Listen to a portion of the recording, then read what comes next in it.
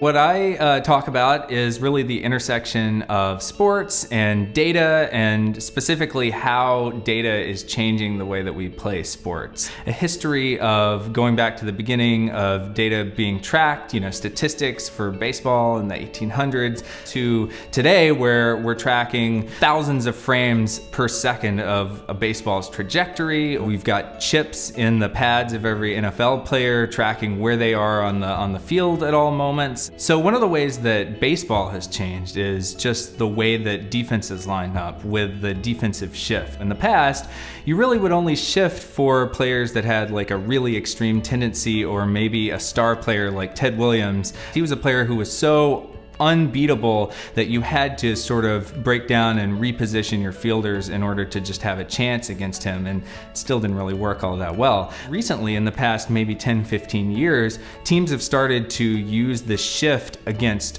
every player. And so nowadays you're seeing guys who grew up hitting the ball to certain areas of the field, sort of taking for granted that there would be no fielder there and they would get a hit. Now suddenly there are fielders there, so a lot of frustrated batters who sort of have had to rethink how they play, and that's had a pretty substantial effect on the game of baseball. It's an exciting time to be in this field because we've never had more data about sports than we have right now, this exact second, and that's kind of fun to think about.